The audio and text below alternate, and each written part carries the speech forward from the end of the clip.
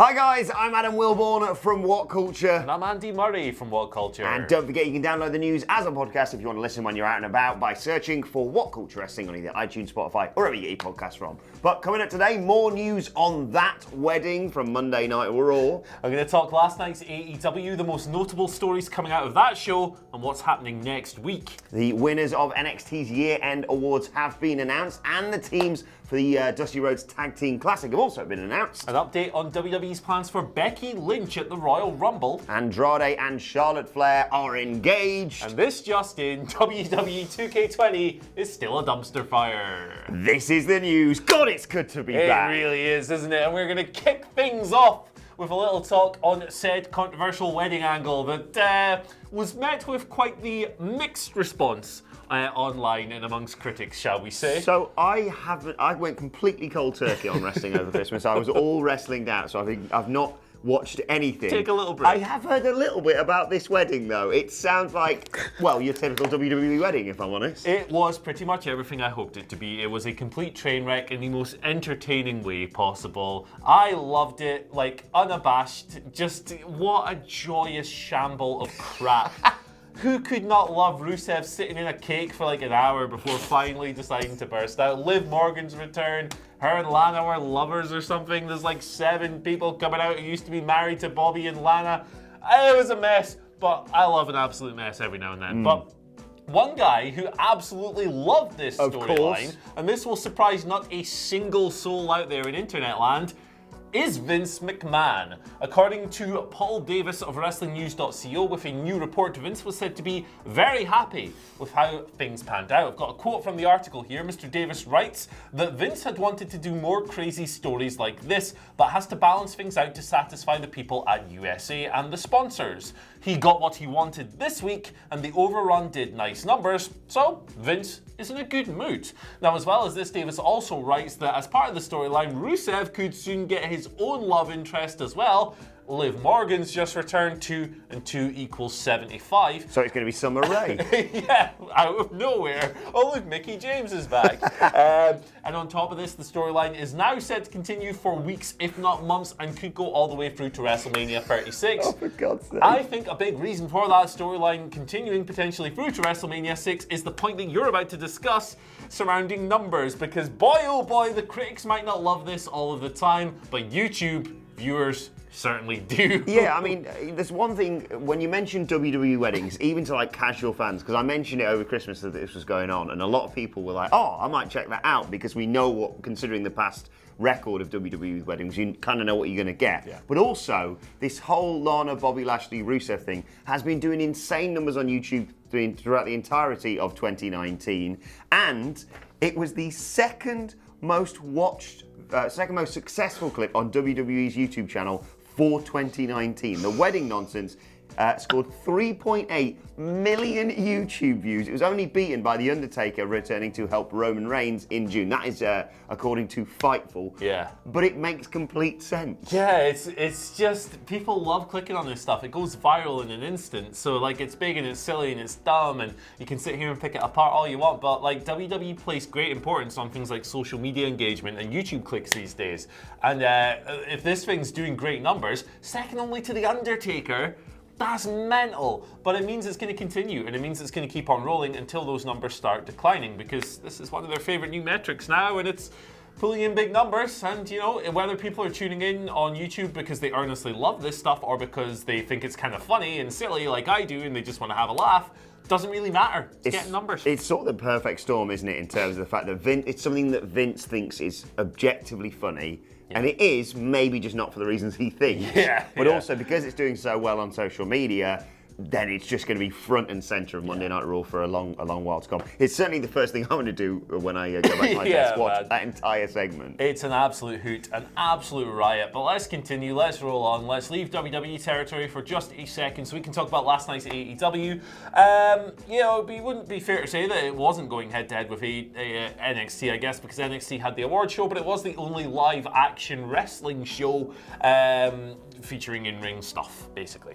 And I thought, overall, a very good show. Felt like they took a lot of the criticisms that rightfully fell upon them following that divisive Dark Order storyline angle, the other week. And they actively addressed them and tried to improve things, tried to make a few changes, tried to present a more action-oriented product with minimal hokum, and I think they did a good job. The biggest talking points coming out of it are MJF naming his stipulations to face Cody. That's going to go down on the Revolution pay-per-view, but only if Cody resists the urge to lay a single hand on MJF before then. If that happens, MJF will never wrestle him, according to Mr. Maxwell Jacob Friedman. On top of this, Cody also has to wrestle Wardlow, who's massive in a steel cage, and beat him to earn the match for Revolution. And on top of this, Cody also has to get down on all fours in the ring and take 10 lashings from MJF's belt.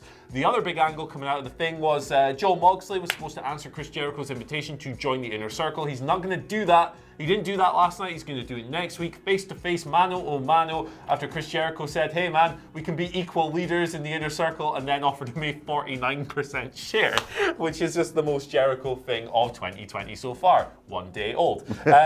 On top of this, we have 4 new matches. Well, 4 matches, they're not all new, lined up for next week's card. Those are Kenny Omega and Hangman Page versus Private Party. We have the women's title, Riho defending against Chris Statlander. We have Christopher Daniels versus Sammy Guevara, and Cody and Dustin Rhodes versus the Lucha Brothers. Probably the biggest match of those 4.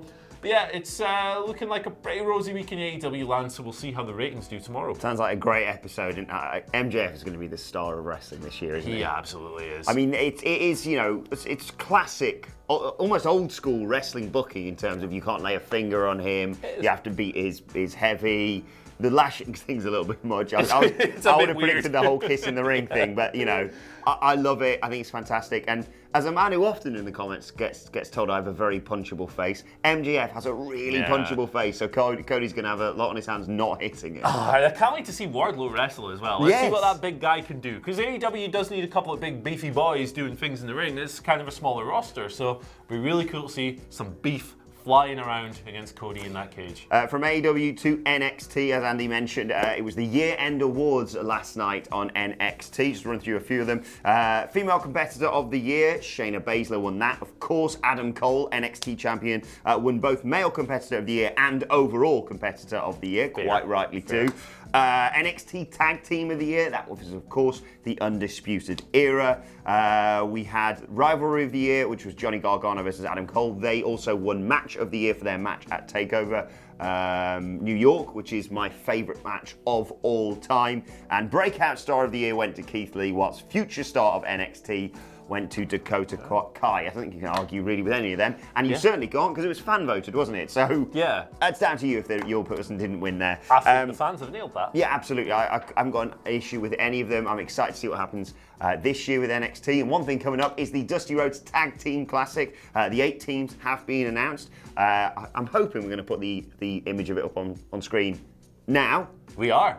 James Heppel's got that image. Okay, well, if just run through then, it's Imperium versus the Forgotten Sons and Matt Riddle and Pete Dunne, love that team, versus Mark Andrews and Flash Morgan Webster on one side. Then you've got the grizzled young veterans, Zach Gibson and James Drake, of course, versus Kushida and question mark. An Undisputed Era versus Gallus. That is, of course, the NXT UK Tag Team Champions versus NXT Champions. 4 teams from NXT, 4 teams from NXT UK. I'm excited about this tournament because it's not just pitting some really exciting teams we haven't seen face each other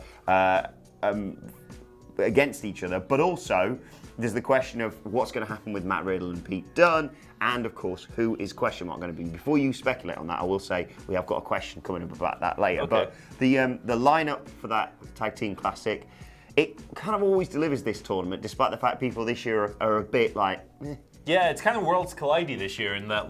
How many of those, most of those teams aren't aren't full-time. Well, a lot of them either aren't full-time teams or aren't actually NXT US based. So you got guys like Flash Morgan Webster and Mark Andrews coming over to fill up the quotient. So you're going to get a lot of interesting matches out of that, and I'm looking forward to seeing who Kushida's tag partner might be. It's Cameron Grimes' hat.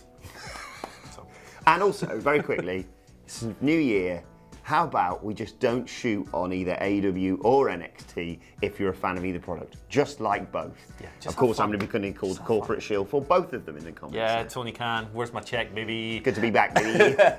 I'll update on the main roster stuff now here. Becky Lynch. According to Cage Side Seats, Becky Lynch is obviously going to defend her Raw Women's Championship against Asuka at the Royal Rumble, but according to Cage Side Seats, there are currently no plans in place for Becky to pull double duty like she did last year, of course, when she lost to Asuka, then entered the Royal Rumble and won, which suggests perhaps that Becky's going to go over Asuka, which I think a lot of people would have anyway, and therefore would have no need to enter the Royal Rumble. So this is from the Cage Side Seats Rumour Roundup. It should be stressed that it's just a rumour, but I think it makes all the sense in the world. Absolutely. I've officially got excited now about the Royal Rumble now. We're on the countdown. I love the Rumble. Less than a month to go. It's going to be so good until it obviously falls to pieces the week of or something. Right, let's pivot over to WhatCulture Wrestling's new biggest fan, Charlotte Flair. Did you see she retweeted our video? Congratulations to Chris Charlotte for his Flair. Brilliant work on that one. And she is now engaged to Andrade. He tweeted I suppose for me it was the early hours of New Year's Day, either New Year's Day or New Year's Eve. She said, see Andrade, Charlotte Flair engaged. Brilliant news, so happy for both of them. Now, as of recording, there is no official announcement on WWE making this into a storyline. Apparently there's no plans for that. Yeah. I'll give it about a week until they're getting off with each other in the middle of the ring. When's the next episode of Raw? 4 Yeah. days? This is great, I love it. They seem like such a happy couple. Every single social media post, they've got mile-wide smiles. Great, good for them. Two of my favourite performers in the company. I'm glad they found each other, glad they found this happiness. Let's spread more love and positive stuff. Exactly. Welcome to the team, guys. Who do you reckon is going to get engaged in WhatCulture next? Ewan. Maybe? I don't know. No pressure on you. Well, I can't wait to get married. Who's in the long-term relationship? That's the first thing that popped in my head. My money. Okay. And up next, we're going to talk a little WWE 2K20. You're going to keep this one brief. It's a very simple storyline. Doesn't need a whole lot of analysing. When the clock ticked over from December 31st to January 1st the other day, WWE 2K20, it just stopped working. The game, people just couldn't play the goddamn game. There was error messages, there was all kinds of problems. People had to go and set their system clocks back to 2019 to play a game that literally has 2K20 in the title. The problem has since been solved. The developers have confirmed It hasn't really, has it? It's still a crap game. There's been a lot of problems with that game since launch. But what a goof. What a goof. This, I have to say, this is spectacular comedy booking by WWE. Wonderful. And the faces, you were looking back at who was it? Baron Corbin's melted face. Baron Corbin won.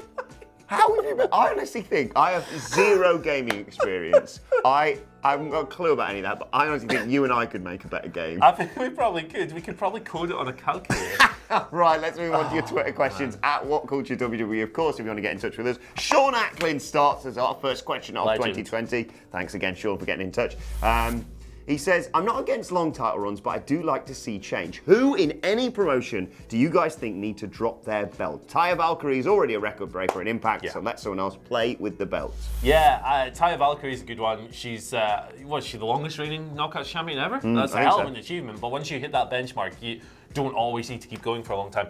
Because it's happening this week, I want to see Kazuchika Okada lose the IWGP Heavyweight Championship. Oh, yeah. I don't want him to win the mini two-night tournament. I don't think he will. I think it's time for the man Tetsuya Naito to finally rise up and claim the big belt. I know he's already had a reign before, but it'll be a big coronation, winning it at Wrestle Kingdom, winning the two-night tournament. I think he's going to leave with both belts.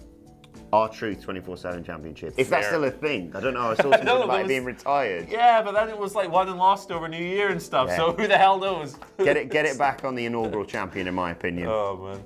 Right, second question today comes from Mr. Lawton, who says, with the announcement of the teams in the Dusty Classic showing a TBA for Kushida's partner, load of question marks, is this where Morrison debuts or maybe El Hijo del Fantasma? Yeah, Morrison would probably be pretty cool, right? Because it's a name people know. Although I might think that the Royal Rumble might be an equally good way to get it. Probably an even better way because it's a bigger platform and all that. It's being advertised as a question mark at the moment, so that leads me to believe that Three question marks. The only logical answer is, of course, the man whose ring name is literally the question mark from the NWA, doing his karate on every episode of Power. He's jumping into WWE, he's going to team with Kushida, they're going to win the thing, he's going to do that Mongrovian chop. Yeah. It's probably going to be Cameron Grimes. Yeah, it's probably Cameron G. Or, as you said, 3 question marks, HAT. Cameron Grimes. There we go. Both 13 gives us our final question of the day. He says, I know everyone is loving Cody right now, but do any of you miss classic heel Cody? I myself was a big fan of the Kiss the Ring gimmick, which I know you were too. Yeah, I love the Kiss the Ring gimmick. Yeah, I do kind of miss that in a way, and I hope we get to see something similar when he's in, like, later in his AEW run. For now, I think he's great as like the top babyface of the promotion and all this stuff, working with Arn Anderson now, of course. But yeah, no, I've always kind of had a soft spot for Cody's character work, if not necessarily always his ring work, but his character stuff's always been great. Love the mustache, love the mask, all that stuff, man. Cody's a really talented character actor, and yeah, I miss every good thing he's ever done. Remember the awesome feud they did years ago with the Rhodes family against Randy Orton and all that? Great Gold Dust Randy Orton match on Raw to save his brother's career. It's so good. These guys, man, they just get it, don't they? I do think akin to sort of MJF's turn, when Cody does eventually turn, which as we say is going to be a long way off. Yeah, it is going to be nuclear heat. Because people also, it's going to be one of those ones where even if you don't like, it isn't real heel heat. Because people like him so much, they will boo him because they know that they should boo him. Almost like Daniel Bryan sort of thing. Yeah. Right, let's move on to today's and finally. And of course, welcome to 2020. New year, new me, probably. But good news if you're a fan of wrestling and can't be asked to buy a new calendar for this year, because 1992 and 2020 are identical in terms of calendars. Saw this on Squared Circle on New Year's Day, and I thought I'd bring this to your attention, which means you can just reuse that one. So here we have January from 1992. Wonder whatever happened to those two, especially that guy on the left. Yeah, that guy on the right's been up to some pretty wild stuff on social media in recent months. She is hot. Yeah, absolutely. So there you go. Have you not seen the new one? No. Is it? Tomorrow's on finally. Oh, brilliant. Brother, it's what tremendous. A tease. It's and tremendous. It's Friday. Oh, what a start. Hey. Well, it's very good to be back. Let us know your thoughts on all of today's news stories in the comment section below. Don't forget to like, share, and subscribe. And subscribe to What Culture Wrestling on either iTunes, Spotify, or wherever you get your podcast from for daily wrestling podcasts. Lots more to come with that in the coming few days. Plus, let us know your thoughts on Twitter at WhatCultureWE and your Twitter questions. And while you're there, follow both of us. You can follow him at Andy H. Murray. The H stands for Happy New Year.